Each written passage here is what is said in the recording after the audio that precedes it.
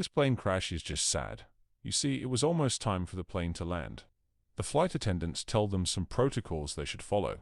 Then after that, she start to collect garbage from the passengers. But this couple is about to do something against the rules.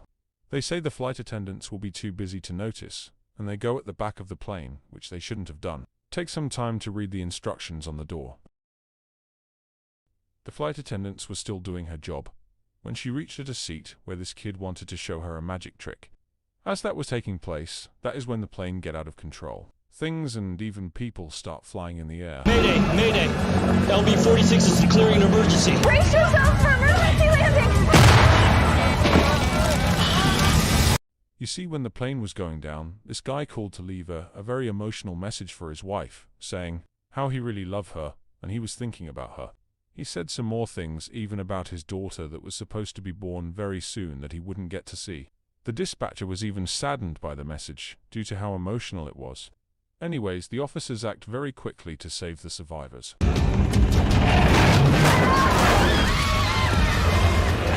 It's so sad that everyone didn't make it though.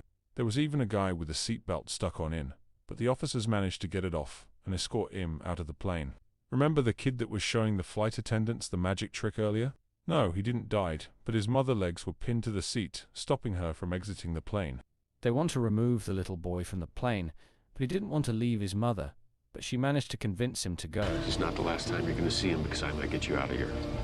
He was there trying for a while and couldn't free her, and the plane was sinking more and more. Also remember the couple that went to the back of the plane. They didn't die either, but they get stuck. The officers tie a rope on the door, and then tie it to the boat. That's how they managed to set them free. We got you, we got you.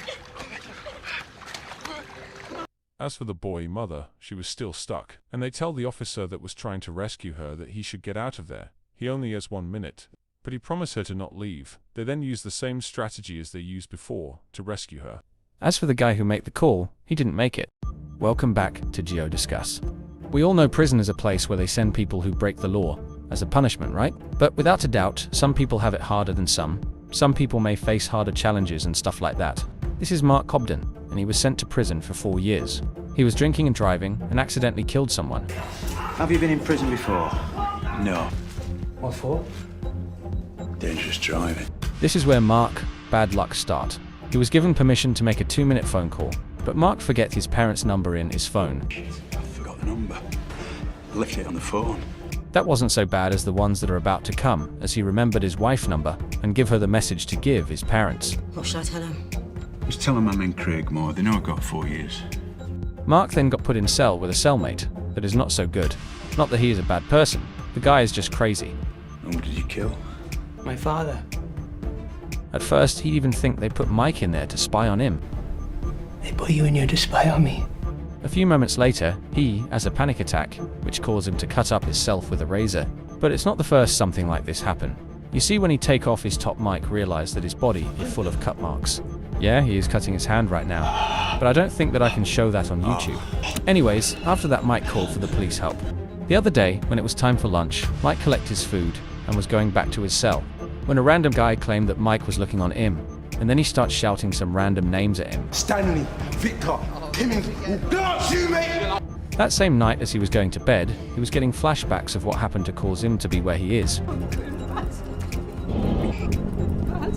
The next day, when he collected his lunch and was going back to his cell, something worse happened than the other day. Someone take his food, leaving him with only a banana. The same person that take his food also take his 2-minute phone call that they all get access to. You took my turn, mate. Piss off. He was trying to get back the phone, but the guy get angry. Can I have the phone? Piss off. Took my turn. Give me the off or I'll snap you, Joe. So Mike just leave and go to his cell. Remember Mike's cellmate that cut up himself? He was back, but something terrifying is about to happen. Mike was laying on his bed when he hear a sound, so he decided to ask his cellmate if he hear it as well. But he got no response, so he decided to check if he was okay. But he find him shaking and making a sound. Mike then called for help as soon as possible, but unfortunately, Bernard didn't make it. The following morning, Bernard was informed that it was a suicide. He saved up all his medications and take them at once. That same day, he got to make the call he didn't get to make the last time. He even got to speak to his son, but the conversation didn't last for a long time, as the same guy from last time returned and take the phone from him. He was trying to stand up for himself this time, as he really wanted to finish the conversation with his son. But the guy punched Im in his face instead of giving Im back the phone. Beat me back, I'm gonna hit you, I mean it. Come on, man. Hit me. He then returned to his cell, like the last time. Let me know if you guys think he deserved what he is going through in the comment section. You see this guy right here, he is a teacher, but he is also a hitman. Well, he is not a real hitman. You see, he worked with the police to catch people who are seeking a hitman. Look at this clip, for example. Look, man, I want you to off this guy. Got him. A few moments later. Go, go, go, go. You have the right to remain silent. Anything you say can and will be used against you in the court of law. You have a right to... He also catch many other people like this guy. This guy, this woman, and this woman. There was even a time this kid wanted his mum dead. He didn't even have enough money. So he decided to give some of his games to get the job done. You can have these two. The hitman tried to get him to see that he was messing up, but he didn't care, or the fake hitman, I should say. You'll be making yourself an orphan. That's the point. He still insisted that he wants his mum dead, so he ended up getting adjudicated probation. Okay, so now we are getting closer to what you see in the title. This is Gary, co-worker, or you can say his friend. You know that after you've been working with someone for a while, you and them get close, right? Just remember his face. We will get back to Im very soon. Gary was doing his job as normal, but something different is about to happen that never happened before. The name of this woman is Madison, and she won her husband dead. Many of you might be wondering why. You see, Madison, she's a domestic violence victim. He doesn't let me work. He doesn't really let me do anything. He has me on this stupid diet. It started to feel like a date afterwards, as they were having a very good conversation and stuff like that. After their long conversation, she was giving him the money in an envelope to get the job done. But Gary didn't take it, as he'd feel bad for her. He'd realize she just needs some help and give her a good piece of advice, which she does take. But his co-workers didn't like that move he'd make. She's not a killer. She just needs to get it together. You see, Madison and Gary started to hang out and stuff like that. One thing you should keep in mind is that Madison still thinks Gary is a hitman, and she doesn't even know his real name. She thinks that his name is Ron. You've opened every door for me tonight, and yet you kill people for money. They even start sleeping together and stuff like that, blah blah blah. Let's skip to the important part. Time passes, and you can say that they are in a good relationship. But she's still not aware that Gary isn't a hitman, and she still doesn't know his real name. You see, one day when they were home together, Madison appeared with a gun, asking Im to teach her to use it. What is that for? Are you gonna show me how to use it or what?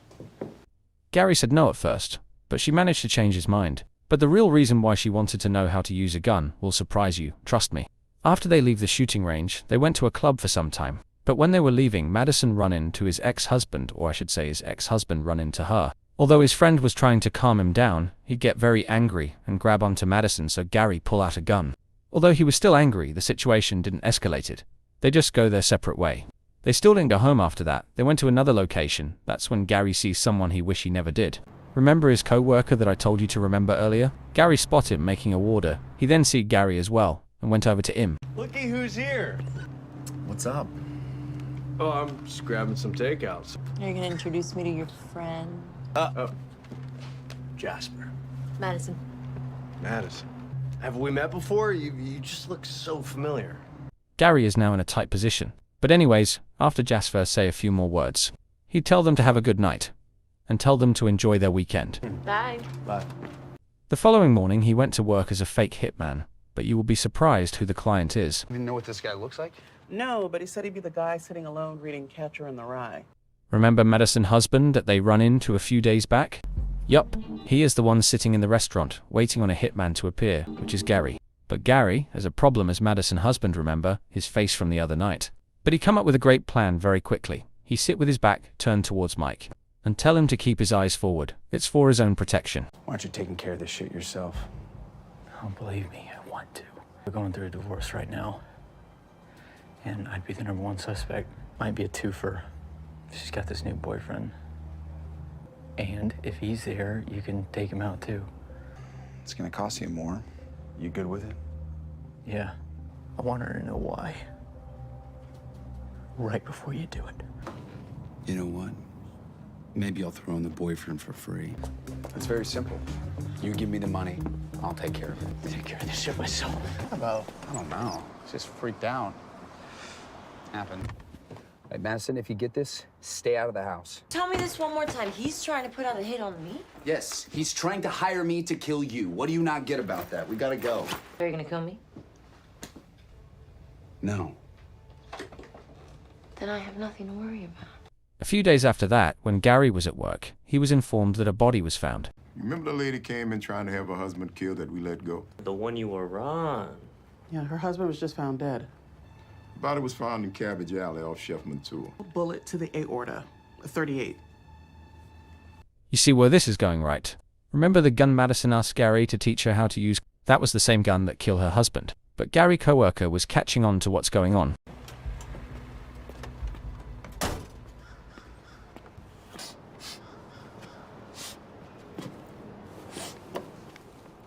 What are you doing?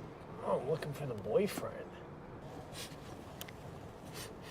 Oh, shit. I found him. So I ran into her again. Doesn't mean I'm the boyfriend, doesn't mean I have anything to do with anything. Whoa. So defensive. Look, nobody's accusing you of anything. I was just wondering if you knew this guy. It's the guy that ran out of the restaurant.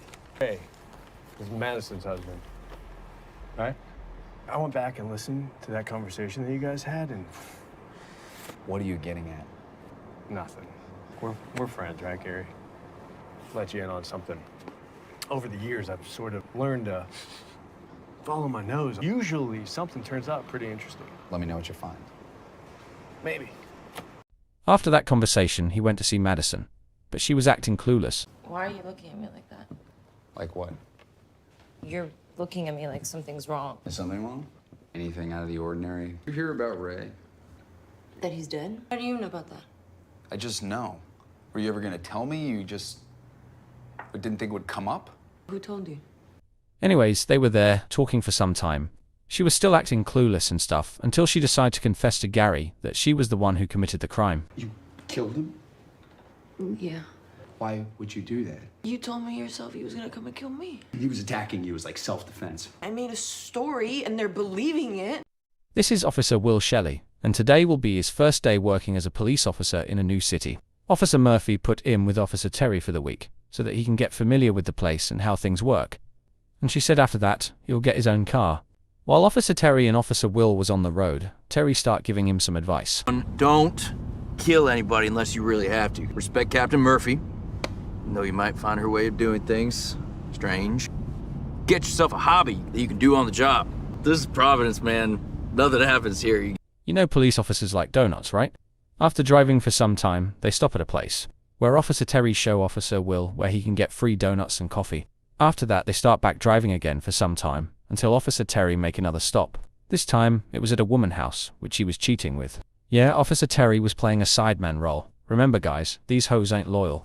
Officer Will didn't like the idea at first, but after talking and talking, Officer Terry managed to convince him to let him go. Be fast. Oh, and if you see a middle-aged Chinese businessman, just honk the horn a couple times.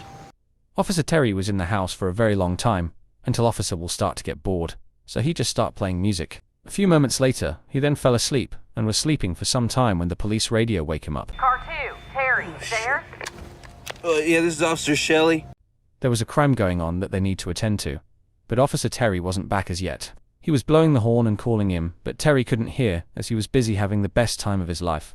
So he get out of the car to go and call him, but Terry still didn't hear him calling. And things even got worse as the middle-aged Chinese man Terry told him to look out for is now here. He even think that Officer Will was the one who has been sleeping with his wife, but he'd tell him that it is not him and drive off to where he think the crime has been reported. But what Will didn't know is that he's at the wrong place. Police, come out with your hands up! In this house, there was just a woman listening to music and cooking, but Officer Will still think that there was a criminal inside.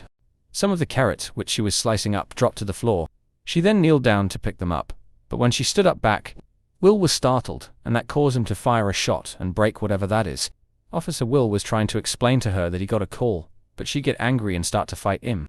Officer Will wasn't fighting back, he was still trying to calm her down, but that wasn't working. She was squeezing Officer Will's neck and telling him to go to sleep. That's when Officer Will fall to the floor. As he was recovering, he realized that she wasn't breathing. When he checked on her, he realized that something pierced her head. No. And that's how he managed to kill an innocent woman on the first day of his job. This guy right here is Jim Rhodes. He is a very skilled United States of America Border Patrol. Im and Agent Lee Davis was on duty when they suspect something suspicious about a trailer, so they pushed towards it. When they got there, they didn't see anyone, so they think that no one was there. But someone was there. They were just at the bottom of the trailer. They catch them off guard and shot Agent Lee Davis. Jim Rhodes then fired back and managed to take down 2 of them. But there was still one remaining at the bottom of the trailer. Jim Rhodes then ordered Im to drop his weapon and was trying to make her arrest, but instead, he got stabbed. The criminal then take up back his weapon. He also takes Jim Rhodes' wallet. In the wallet, he see where Jim Rhodes live, and a picture of his daughter. He then told Jim Rhodes that after he killed Im, he was going to pay his daughter a visit. Do you remember Jim Rhodes' teammate that got shot earlier? Although he was in pain, he managed to shut the criminal dead.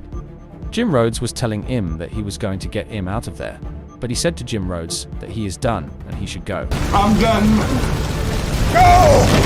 In no time after that, the trailer started to go up in flames. Jim Rhodes have to run for his life, leaving his teammate behind as the trailer exploded. This is something important you also need to know. You see, before they pushed towards the trailer, Agent Lee Davis was the one who was scanning the trailer, and then Jim Rhodes called for backup. But Agent Lee Davis didn't like the idea of that, as he tell him not to, as he still didn't think anyone was there. Don't call for backup to help us clear an empty trailer? Jim Rhodes was still planning on waiting on backup, but Agent Lee Davis managed to convince him, and after all, he couldn't let his partner go alone, right? One more thing. You see, Agent Lee Davis also gave Jim Rhodes a watch before all this chaos. This is why you should always show love and have good conversations with people you love and care about. You never know when they will go away. Death can be very fast and unexpected. So what do you think could have been done to avoid all of this and prevent the death of Agent Lee Davis? Let me know in the comments section. Oh, you about that money, huh? This is Franklin, and he is a drugs dealer. He doesn't have much experience, but he just successfully completes his second deal. Franklin was leaving the club, but things were about to go left. As Franklin goes on his motorcycle and was about to ride off a vehicle pulled up right behind of him. One of the guys step out and ask him who he is with. Franklin then asks what he mean by that. The guy then asks him if he is slow and repeat the question. They start to beat Franklin when he said that he is not with anyone, he is with himself. While he was on the floor, they were stepping on him and punching him. They then take the backpack with the money he received not too long ago in the club. One of them was pointing a gun in his face, but he didn't shoot him. They didn't only take his backpack with his money, they also take his motorcycle. After they had gone, Franklin went back into the club, where he managed to get their name from the lady who he sold the drugs to. Lenny and Ray Ray. Franklin went to see his friend Leon the following morning to tell him about the incident. And you gotta hand over all that money? Shit, I got you. Franklin asked Leon if he know anyone that can help. Leon said yes, but they are not going to work for free. After Leon and Franklin was walking for some time, they reached a location with a lot of man. Franklin told them that something get took, and they needed to get it back. When they asked Franklin what it is, he refused to tell them. So they said he should get out of here. But then this guy decided that he was going to help. His name is Carvel. They then get in the car and head for Lenny place. Both live here? Nah, just Lenny up in there. How you know we got the cash? Oh, trust me, Lenny got your shit, homie. After Franklin got out of the car, Leon and Carvel follow behind him. When Franklin knocked on the door, Carvel pushed him to the side and point a gun on his chest. But it was just a strategy to get Lenny to pull the door. And the three of them burst in the house as soon as he opened up. They then tie him up. Even after he has been tied up, he was still trash talking. They were there searching for the money for a very long time, but they couldn't find anything. So Carvel get angry and start beating him. He then cut the train from around his neck and drag him into a room. He's killing him, man. He ain't killing him. He giving it to him. A few moments later. It turns out Leon was right. These firefighters was enjoying a well-cooked meal when someone call and say that there is a baby in their wall. Sounds crazy, right? When the firefighters reach at the location, they didn't hear any baby crying, but the guy who made the call swear he hear a baby, even though he is high. One of the firefighters said it could have been a cat that he heard, and sometime rat gets stuck in the wall. But just as he said that, another one hear a baby crying. Did you hear that? They then went back into the bathroom to check on the sound they hear. But when they just went back in, they didn't hear anything at first. One of the firefighter asked for a stethoscope, which he placed on the wall so that he can hear clearer. After he was listening and knocking on the wall, he hear the baby start crying. He then said that they were going to cut open the wall. But one of the firefighters still didn't agree, as he still think that there is no baby. He was saying that someone just put a tape recording behind there to fool them. But then a firefighter with more experience explained this to him. Premature baby, its bones could bend and compress like sponges, okay? We need to go in there. I got this. Hey! Did you even stop to consider that you might hit a baby? He then send him for a saw and tell him to try and find some common sense while he is down there. Meanwhile, a policewoman just pulled up on the scene and was getting the information from her co-worker. Theory is some kid gave birth on the toilet and tried to flush the evidence, which got stuck in the pipe. Anyone located the mother to see if the theory's correct? So she decided that they were going to search for the mother and told her co-worker to knock on every door, and he shouldn't be shy of going in if something doesn't seem right. Meanwhile, the firefighters was in the bathroom, cutting through the wall. The officers was outside, knocking on every door as they planned to do. PD, open up, sir. Do you have a teenage girl living here with you? I wish. They were literally tearing down this guy's wall, but my guy was too high to care. If somebody flushes the toilet above us, it could drown the baby. She then run off to tell the people in the apartment that they shouldn't flush their toilet. The firefighters eventually managed to get the baby out. She wasn't breathing, but after they performed a CPR, she started to cry. All right, okay, wrap. As for the mother, the police come across the room. She was in, and she was laying on the bed with blood on her trousers. A guy called the 911 operator and make a report that 2 dogs is attacking him in his own house. Sounds crazy, right? Anyways, both police and firefighters have been sent to the location. But the police officer stopped at a fast food place. But why would she do that? Is she hungry? What she ordered at the drive-thru was... Give me 4 cheeseburgers and fries. Put the fries in another bag, okay? Yeah, all right. Meanwhile, the firefighters is at the house trying to assist the man in calming the situation down. Although they couldn't do nothing much, as they themselves was afraid of the dogs, especially the male firefighter. I'm gonna go see if I can find the owners. If you're thinking I'm a coward for letting you deal with these hellhounds. As you can see, the policewoman have now arrived, and it turns out that she is very smart for buying the burgers earlier. What she did was use the burgers as bait to lead the dogs from the man in to whatever that is called and lock them inside. Then this dude has the audacity to be flirting after what just happened. After that, the firefighter and the police was outside talking when the police realized something. And when you got here, was that slide door open or closed? It's closed. So is the front door. Dogs can't get inside unless they live here. I know something was not right. It turns out that the guy that was inside the house broke into it, and the owner of the house has just get back from shopping. Problem is, you've been burglarized, and I let him get away. You can say that she is a part of the robbery, right? Yo, this dude is gonna jump from I don't even know how high. Okay, sir, where are you calling from? So this dude was trying to commit suicide, all because he think that his wife cheat on him. You guys watching, please don't ever think of doing something like this, male or female. If your partner cheat, you can always get a better one.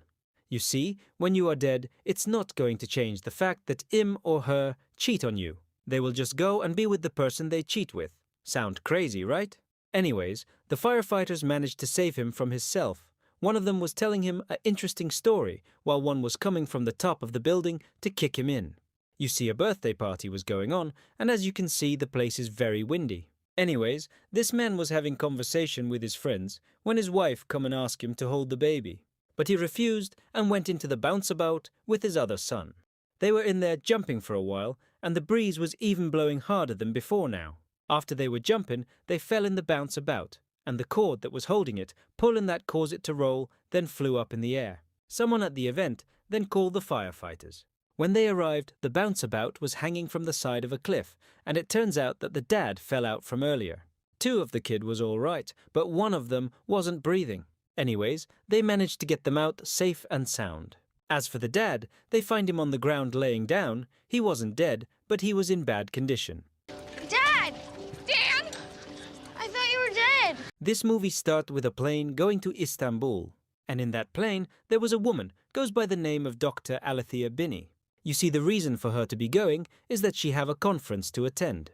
When she reached at the airport in Istanbul and was walking, a strange creature come up to her and was holding on to her luggage. He was telling Althea to come this way, but Althea asked it to let go. It then stare in her eyes, then walk away as it hear the people that is supposed to pick up Alethea calling her name. After that, Alethea and the people greet.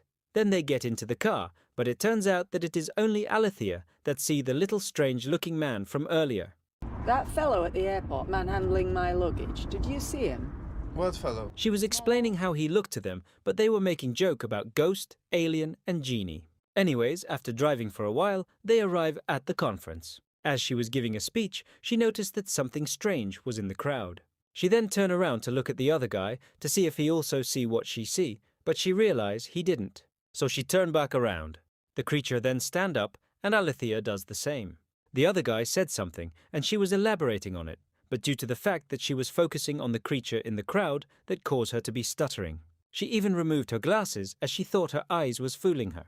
When she reached a part of her speech that said, "All gods and monsters out, live their original purpose," the creature then shout rubbish, and that caused Alethea to faint. After some time, she managed to recover, and as they were taking her out, she show a thumbs up that she is okay. The people at the conference then start clapping. Shouldn't see a doctor. Why, when I feel so well? So what happened back there? Lately, my imagination's been getting the better of me.